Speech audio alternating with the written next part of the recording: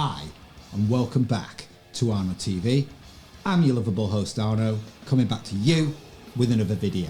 So we're going to continue with something that we were speaking about yesterday, okay? We're going to continue talking about the comments that Esther Ranzen'S has made this week on GB News while talking to Dan Wootton, because for anybody that's not seen this, this is the narrative that these people are now pushing. She's part of the establishment. She's a dame, okay? This is the narrative that these people are now pushing. So for anybody out there that's not heard what Esther Ranzen'S been spouting off about, what we're going to do is we're going to go over to the internet, okay? We're going to go over to the internet. We're going to remind Arno TV viewers what someone like Esther Ranzen'S is now talking about. And it's not just her, but she has been on UK TV this week spouting off about this, okay? So let's go over to the internet and let's look at what this woman's been talking about. So here's an article about it. I'll just give you a brief synopsis of what this woman said. Esther Ranzen'S suggests those who refuse jab should choose not to go to hospital and take up space in ICU. Esther Ranzen'S has gone viral on social media today after suggesting that people who refuse to get vaccinated against coronavirus or get the booster jab should make the decision not to go to hospital and take up crucial space in ICU if they become ill. This is what this woman has been saying on GB News this week. This article is 2 days ago, okay? But this is what this woman has been saying on UK TV. It's not just her. We've heard similar comments from the Prime Minister of New Zealand talking about how they're wanting to set up a two-tier system and how unvaccinated people won't have the same rights as vaccinated people.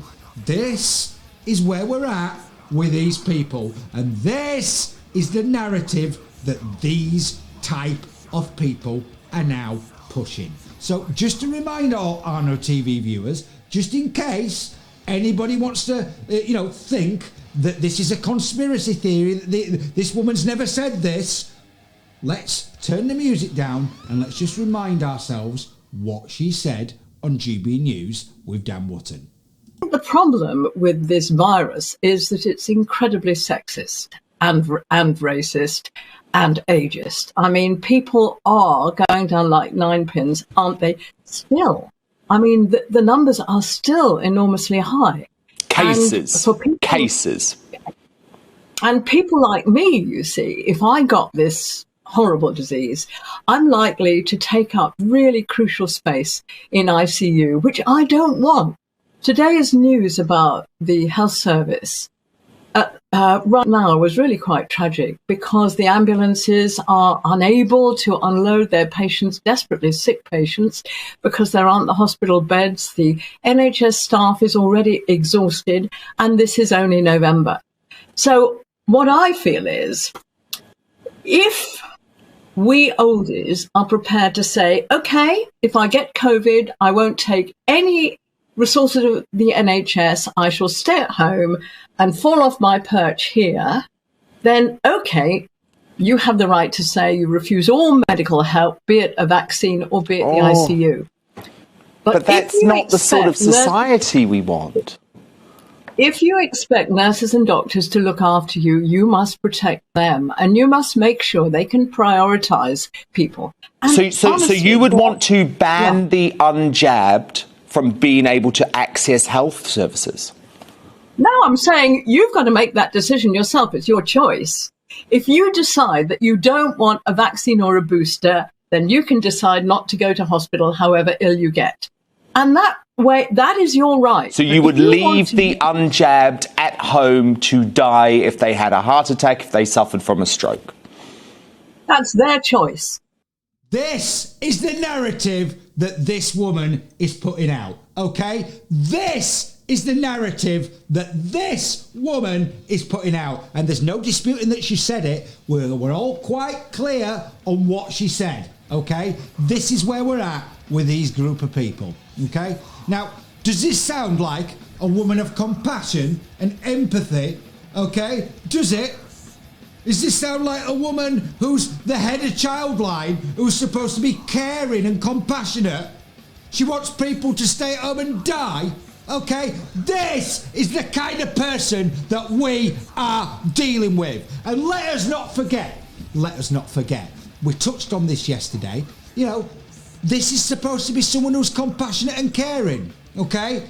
Let's not forget, this is someone who used to hang around with Jimmy Saville, okay? And let's go over to an interview that I came across online, which is quite telling. And we'll chip in and we'll speak about this as we go along. But very interesting to hear what this woman has to say for herself when being quizzed about her relationship with Saville. Okay, so let's turn the music down, and believe it or not, this actually went out on the BBC, which is unbelievable. Okay, but let's just hear what this woman had to say when quizzed about Saville. Okay, this caring and compassionate woman, yeah? Let's have a listen, shall we? Let's just turn the music back down and let's have a listen to what she's got to say for herself. Aired last week. I've been speaking to her and she told me that many people must now bear responsibility for what happened. I feel we were all culpable. I feel that viewers, charities, influential people from the prime... What? I feel we were all culpable, and the first words that come out of her mouth is the viewers. You think that the viewers are responsible for Jimmy Saville's behaviour? Is that what you're trying to insinuate, Esther Ranzen? Because that's what it sounds like to me. Let's continue. Prime Minister through to the royal family helped to create for Jimmy Saville an image of being an icon, a national treasure, and I think that's what made it particularly difficult for children. I just want to say that children always find it very, very difficult to speak out about abuse. Of course they do, but it's and that is why Childline, and I'm here really to say to any child watching today, Childline 0800 1111 is a way that abused children can ask for help safely and confidentially. So much easier though for children to ask for help if when adults hear rumours they do something about it. The NSPCC says everyone has a responsibility to protect children. You do not have to be a parent. If you are worried about any child, act straight away. And it's clear, isn't it, that people didn't, including you. Pardon? Including you. You say that you're culpable too. Can you tell me a child that I was worried about that I didn't help? Well, it seems peculiar to appear in a documentary on television last week, yes, saying that you were aware of rumours about abuse, yes, and then to say that you didn't know anything specific. Of course. That's interesting, isn't it? That's interesting. So she was aware of the rumours of abuse, okay? Did you hear that? Of course I didn't know anything specific. For 26 years at Childline we've been hearing from specific children talking about abuse they're suffering, and we have done our best to investigate, to support them, to make them safe. There has never been a child that has reported abuse to me that I have not taken action to protect. And the same. Did you hear that? There's never been a child that's reported abuse to her that she didn't take action on. That is what she just said there. I want you to bear in mind what's just come out of her mouth. And let's continue. Just remember she said that. The same is true of Childline, and the same is true of the NSPCC. When you hear a rumour in a television office that a television presenter has a particular sexual taste, you can't actually then proceed back. Nobody who talked to me about Jimmy Saville had ever met him. Nobody had ever worked with him. But why then appear on in a documentary, as you did last week, saying that there were rumours, there was gossip, and we all blocked our ears to it? Because, as I've said to you, I believe we're all culpable. I think we who created this national treasure so that children couldn't speak out against him made it all the more difficult for children who find it difficult anyway to disclose this kind of crime, in which the shame and the fear actually is transferred from the abuser to the child. Well, this is the subject that comes up a lot with people when you talk about the time years ago. Very few women do you speak to who didn't feel that they were in some way subjected to unwanted attention but didn't feel that they could say anything to anyone. Yeah. The reports in The Sun today, Shai Keenan, who is an anti-abuse campaigner, she said that she alerted you to concerns about Jimmy Saville 18 years ago. She says, I have no memory even of meeting her. But there's a photograph of you here with her. I don't know where it was taken. It could have been in a green room. You will understand that having... Remember when I stopped the video earlier? Remember that? All of a sudden, now, there's someone claiming that they told her about Saville. And bearing in mind that this was broadcast in 2012, and they're talking about 5 years previously, this is the allegation that this lady has made. Okay? This is the allegation that was put to her on the BBC. Let's continue. Launched Childline in 1986. We continued our campaign trying to protect children, and a number of people in the field of child protection came to see us, came to talk to us. Now, she says that she told me there were rumours about Jimmy Saville, which I don't remember. But had she done so, I would have said I do hope that she's taken them to the police if she has any evidence. You can't go to the police without evidence. But it seems that, how regularly did you hear rumours about Jimmy Saville when you were working in the BBC? Not regularly at all. He was not often talked about. Where I worked, we were talking about, for example, the abuse that took place in a boys' school, which we investigated, and the owner, who was a paedophile, thanks to our investigation, was sent to prison. He employed other teachers. That was the sort of thing that we were trying to investigate when children came forward and asked for help. In that case, it was a child who wrote to me at Childline, and I was able to find evidence against 3 teachers. Only recently, another teacher who worked at that school has just been convicted, because only recently has another one of his victims come forward. A couple of weeks ago, I was talking to a lady in her 80s who told me that she had been abused as a child by someone in her family who was a judge. And she was told she would never be believed, no matter if she asked for help.